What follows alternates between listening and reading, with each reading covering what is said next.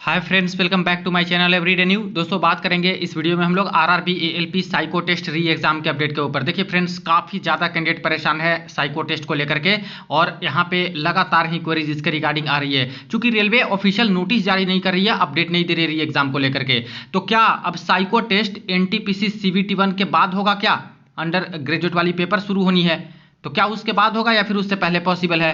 छात्रों के CBAT representation check करने में इतना देरी क्यों लगा रही है रेलवे? जो एग्जाम का लॉग है उसको चेक करने में इतना लेट लतीफी क्यों? री एग्जाम क्या सबका या फिर कुछ सिलेक्टेड कैंडिडेट के जो प्रभावित हैं? आरआरबी जूनियर इंजीनियर और एएलपी दोनों में जो कॉमन कैंडिडेट है उनके बारे में भी थोड़ा सा अपडेट देखेंगे, जो कि इंपॉर्टेंट रहने वाली है। तो आइए वीडियो को शुरू करते हैं। इससे पहले जो लोग चैनल पर नए हैं वो सब्सक्राइब करके बेल बटन दबा दीजिएगा रेलवे भर्ती की पल पल की अपडेट के लिए।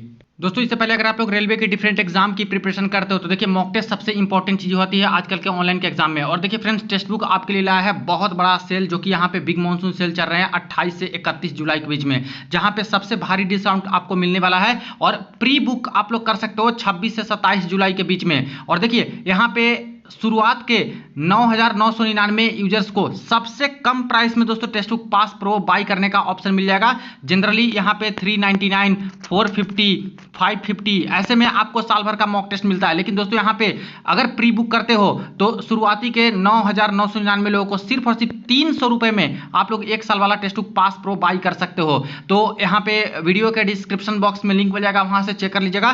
टेक्स्ट बुक का जो यहाँ पे ऐप है उस पर जाकर के आप लोग प्री बुक कर सकते हो 26 और 27 जुलाई को। और 28 जुलाई को जब यहां पे लिंक एक्टिव हो जाएगा दोस्तों, तब आप लोग बाई कर सकते हो सबसे लो प्राइस में आप लोग text book pass pro.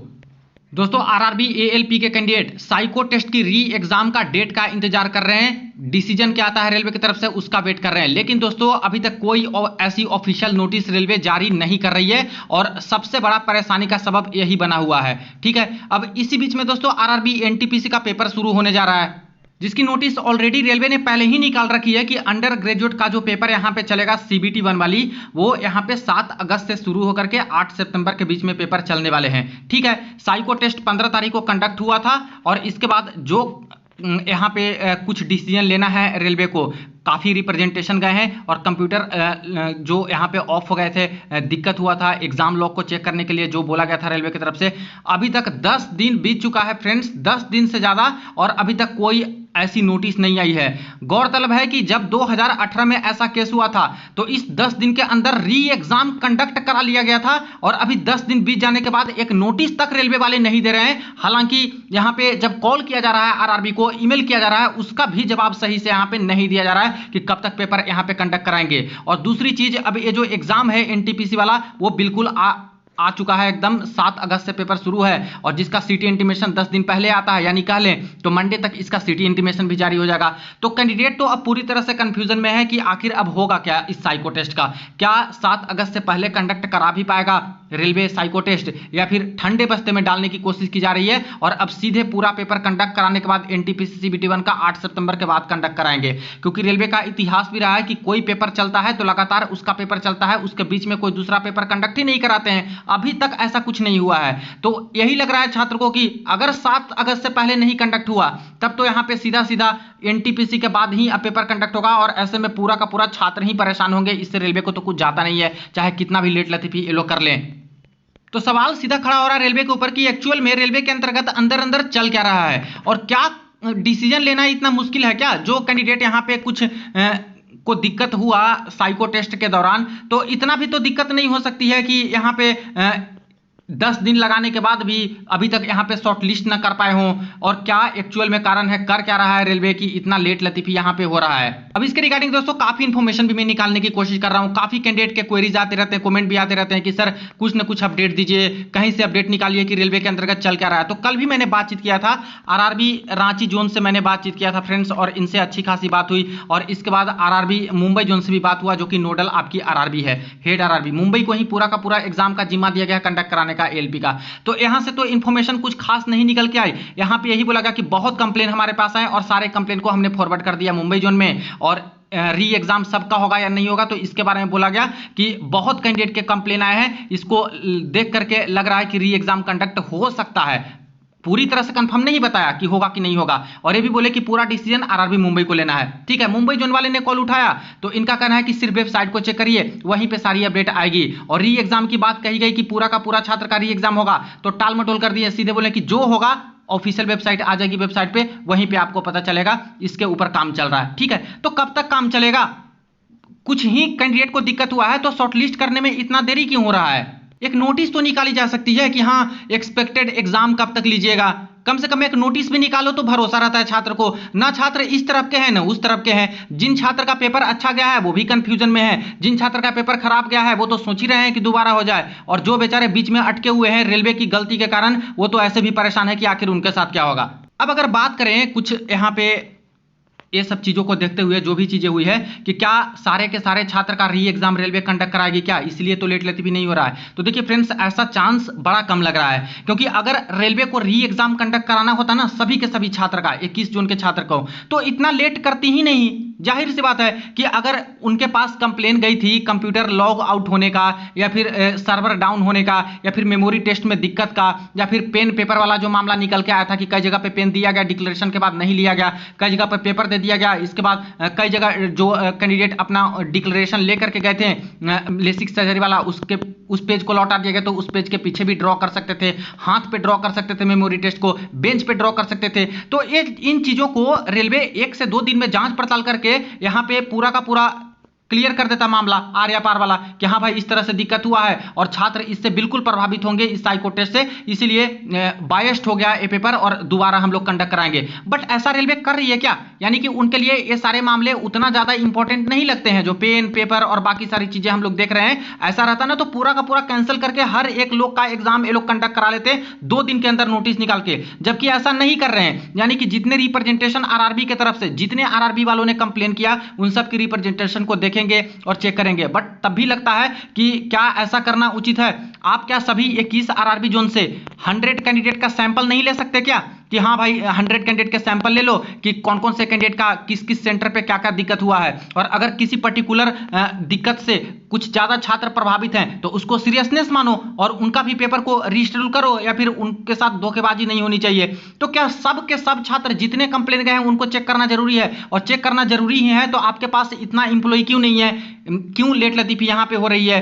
Human intervention से भी इतना ज्यादा दिक्कत नहीं होता। और एआई का यहाँ पे जाप जप रहे थे आप लोग के चेयरमैन, तो वो कहाँ गया? एआई तो तुरंत 1 सेकंड क्या 10 सेकंड में पूरा का पूरा एग्जाम लॉग चेक कर सकता है 73 मिनट का तुरंत ही।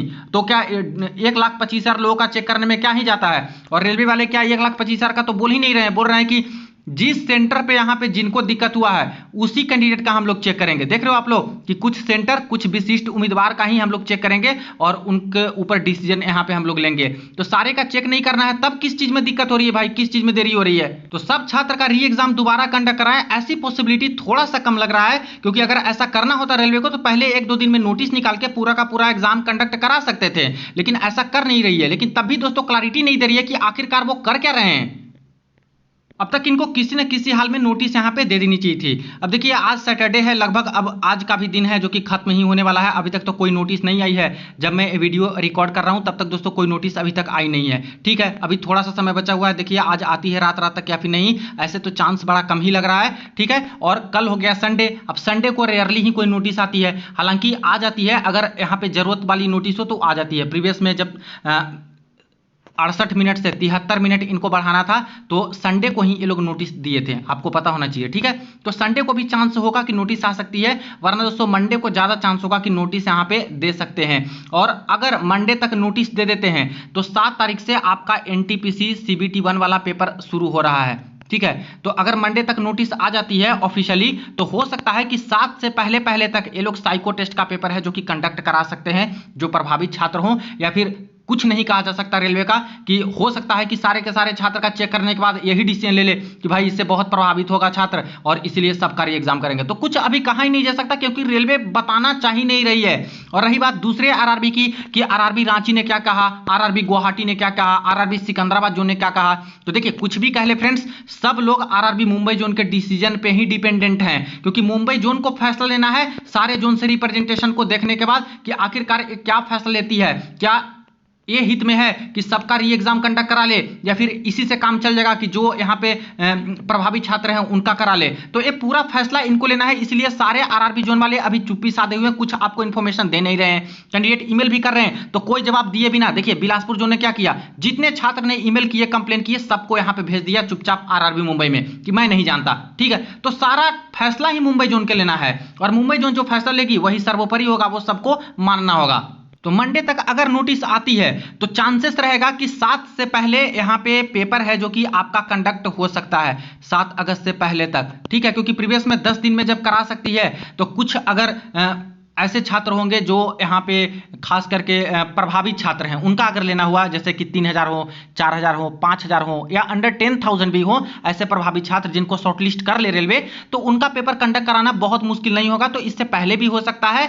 रही बात कि सर अगर 7 अगस्त तक नहीं हो पाया तब क्या होगा, तो दोस्तों ऐसे केस में दोस्तों 2 कंडीशन यहाँ पे बन रही है।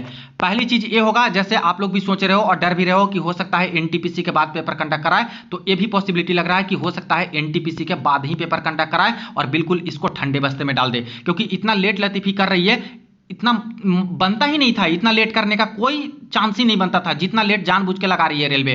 तो अगर ऐसा करती है तो एनटीपीसी के सीबीटी 1 का पेपर कंडक्ट होने के बाद कंडक्ट करा सकता है। ठीक है, नहीं तो अगर कुछ प्रभावित कैंडिडेट का कंडक्ट किया जाए तो 7 अगस्त से पेपर शुरू है 8 सितंबर तक, तो इसके बीच में दोस्तों गैप भी है। ठीक है, कुछ दिन का, तो एक दिन बीच में निकाल करके जो गैप है उसमें आप यहाँ पे साइको टेस्ट जो प्रभावित छात्र हैं उनका कंडक्ट करा सकते हैं। अब बात यही आएगी कि ऐसा तो रेलवे ने पहले किया नहीं है, और कई सारे छात्र जिनका साइको टेस्ट होगा उनका एनटीपीसी अंडर ग्रेजुएट में भी पेपर होगा, जाहिर सी बात है हो सकता ही है। लेकिन दोस्तों क्या यहाँ पे एनटीपीसी का सिटी इंटीमेशन एक बार सबका आता है क्या? नहीं आता है। जिनका जिस दिन पेपर आता है उनके 10 दिन पहले आता है, और ये 8 सितंबर तक पेपर है। तो हो सकता है कि जो प्रभावित छात्र का ये लोग कंडक्ट कराएं, अगर पूरे का ना कराएं और प्रभावित छात्र का ही डिसीजन लेके कंडक्ट कराएं, तो जो प्रभावित छात्र हैं उनका बाद में भी कंडक्ट करा सकते हैं ना, अंतिम समय में एनटीपीसी का शेड्यूल करके कंडक्ट करा सकते हैं, और बीच में साइको करा लेंगे तो इनका आगे का प्रोसेस एलपी का बढ़ता चला जाएगा। सिर्फ साइको टेस्ट पे तो अटका हुआ है, अगर साइको टेस्ट सही समय पे हो जाए तो आगे के सारे प्रोसेस दोस्तों बिल्कुल स्मूथली हो जाएंगे, क्योंकि इसके बाद कोई प्रोसेस बचता नहीं है, सिर्फ फाइनल मेरिट लगा देंगे और इसके बाद डीबी मेडिकल का शेड्यूल जारी कर देंगे। लेकिन एक गलती के कारण अगर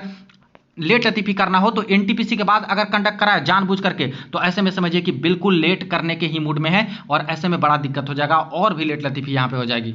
इसमें अभी क्या कहा जा सकता है दोस्तों बताइए? कॉल भी मैंने किया रेलवे को और वहां से भी इंफॉर्मेशन निकालने की कोशिश की, अभी तो कुछ बोलने से भी कतरा रहे हैं वो लोग, बता ही नहीं रहे हैं। तो नोटिस का इंतजार मैं भी कर रहा हूं, आप लोग भी कर रहे हैं, कहीं से कोई इंफॉर्मेशन निकल जाए ऑफिशियल, मैं आपके सामने जरूर साझा करूंगा। लेकिन दोस्तों यहाँ पे यही चीजें हैं कि कब ये लोग नोटिस निकालते हैं, मंडे को निकालते हैं या फिर आज रात को निकालते हैं या फिर संडे को देते हैं, यही अभी तक कोई क्लैरिटी ये लोग की तरफ से नहीं मिल रहा है। अब देखिए दोस्तों, जूनियर इंजीनियर का लगातार यहाँ पे डीवी का शेड्यूल जारी हो रहा है, और अजमेर जोन का भी डीवी का शेड्यूल यहाँ पे फुल वाली आ चुकी है, और यहाँ पे भोपाल जोन से भी ऑफिशियल नोटिस यहाँ पे आ चुकी है। ठीक है, अब काफी सारे छात्र ऐसे हैं जो कि आरआरबी जेई में भी है, और यही छात्र कॉमन यहाँ पे आरआरबी एएलपी में है। एएलपी का भी सारा प्रोसेस खत्म हो जाएगा, तो हो सकता है काफी सारे छात्र हैं जो कि इसमें भी पूरी तरह से क्वालिफाइड हो जाए डीबी मेडिकल के लिए, और इसमें तो क्वालिफाइड अभी हो चुके हैं कई सारे छात्र, तो उनका शेड्यूल यहाँ पे धीरे धीरे आ रहा है। तो देखिए काफी सारे छात्र के क्वेरीज आ रहे थे, और इसके बारे में भी कई सारे छात्र बोल रहे थे कि सर थोड़ा सा इसको आवाज उठाइएगा कि जो कॉमन छात्र हैं एएलपी और जेई में, वो एएलपी का जब डीबी मेडिकल का शेड्यूल आए तो ऐसे केस में जेई वाले छात्र हैं इसको इग्नोर करें और यहाँ पे स्किप करें डीबी मेडिकल को। और ये दोस्तों यहाँ पे इनका बोलना एक तरह से सही भी है, क्योंकि मैं आपको बताऊंगा कि क्यों यहाँ पे एपी वाले छात्र चाह रहे हैं कि जेई के छात्र एएलपी के डीबी मेडिकल को स्किप करें। क्योंकि दोस्तों अगर जेई में आपका डीबी मेडिकल हो चुका है सक्सेसफुली, और तब तक तो मैं नहीं बोलूंगा कि आप लोग स्किप करो एलपी का, जब तक आपके पैनल में नाम ना आ जाए। तो जेई का आपने डीबी मेडिकल दे दिया, पैनल में आपके नाम आ गए, तब तो आपकी 100% जॉब सिक्योर हो गई ना, आपका तो बस डिवीजन अलॉटमेंट होकर ज्वाइनिंग लेटर आनी बाकी है। तो ऐसे केस में आगे साइको टेस्ट के बाद जब फाइनल रिजल्ट एएलपी की आती है और आप सिलेक्टेड छात्र डीबी मेडिकल कंप्लीटेड छात्र एएलपी में भी शेड्यूल में आ जाते हैं और जाते हो डीबी मेडिकल में, तो ऐसे में दूसरे छात्र की सीट को ही आप लोग बर्बाद कीजिएगा। ठीक है, क्योंकि ऐसे तो आपको लेवल 2 की पोस्ट ज्वाइन करनी नहीं होगी, जूनियर इंजीनियर ही ज्वाइन करोगे लेवल 6 में, तो इसके डीबी को आप लोग स्किप कर दीजिएगा ताकि दूसरे छात्र का भला हो जाए। क्योंकि रेलवे ने बहुत बड़ा सुधार यहाँ पे किया है, और एक तरह से छात्र के हित में नहीं है कि रिप्लेसमेंट रिप्लेसमेंट डीबी को भी यहाँ पे हटा दिया, प्लस नॉन ज्वाइनिंग के जगह पे भी सीट खाली नहीं जाएगी, दूसरे छात्र को सीट नहीं मिलेगा कट ऑफ कम करके, ठीक है। नॉन रिपोर्टिंग वाले के जगह पे भी यहाँ पे दूसरे छात्र को मौका यहाँ पे नहीं मिलेगा, डिमाइस जिनका हो जाता है उनके जगह पे भी किसी छात्र को मौका यहाँ पे रेलवे नहीं देगी। तो जेई में आप लोग डीबी मेडिकल कंप्लीट कराने के बाद एएलपी में भी डीबी मेडिकल कंप्लीट करा लेते हो पूरी तरह से, और ऐसे केस में ज्वाइन जेई करते हो तो ये नॉन ज्वाइनिंग का केस माना जाएगा एएलपी का, और ऐसे केस में दोस्तों ये सीट दूसरे छात्र को नहीं मिलेगा। लेकिन यही जेई में ज्वाइन कर लेते हो या फिर पैनल में नाम आ गया, थोड़ा सा वेट कर लिए ज्वाइनिंग लेटर का और यहाँ पे स्किप कर दिए, तो ऐसे केस में आपका एब्सेंट वाला केस माना जाएगा कि आप एब्सेंट हो गए एएलपी के डीबी से, ठीक है। तो एब्सेंट हो जाने पे दूसरे छात्र को मौका मिल जाता है कट ऑफ मार्क्स को कम करके, या फिर कुछ ऐसे छात्र जो आ भी जाते हैं यहाँ पे और इवन मेडिकल फेल कर जाते हैं, तो मेडिकल फेल वाले छात्र के जगह पे भी दूसरे छात्र को मौका मिलता है। इसीलिए मेरी तरफ से भी ये एक रिक्वेस्ट ही रहेगी कि जो कॉमन छात्र हैं जूनियर इंजीनियर में और असिस्टेंट लोको पायलट में भी फाइनल सिलेक्शन ले लेंगे, कई सारे छात्र जिनके 80 मार्क्स से प्लस है, 80 मार्क्स प्लस है, किसी भी जोन से हो, साइको टेस्ट भी बहुत अच्छा गया है, ठीक है, या फिर पास भी कर लोगे, तब मेरिट में तो आ ही जाओगे आप लोग एएलपी के। तो ऐसे केस में स्किप कीजिएगा अगर आपका पैनल में नाम जेई में आ जाए तो, ताकि इन लोग का भी थोड़ा सा यहाँ पे भला हो जाए, क्योंकि एएलपी के ही बहुत सारे छात्र जेई में अभी सिलेक्टेड हैं, ठीक है। कम से कम दोस्तों 40 से 50% छात्र ऐसे होते हैं जो कि जेई में सिलेक्टेड रहते हैं, यही सारे जो एएलपी में भी सिलेक्टेड होते हैं। तो बहुत सारे छात्र का भला हो जाएगा अगर पैनल में नाम आने के बाद जेई वाले को अगर यहाँ पे डीबी मेडिकल स्किप करते हैं एएलपी वाले तो, और कई सारे छात्र का यहाँ पे भला हो जाएगा जब कट ऑफ मार्क्स कम करके और सारे छात्र को लेंगे तो, ठीक है। बाकी ये आपके ऊपर पूरा डिपेंड करता है आपको क्या करना है। बाकी ह्यूमैनिटी के लिए तो मैं बस यही रिक्वेस्ट करूंगा कि ऐसा कर दीजिएगा ताकि किसी का यहाँ पे भला हो जाए।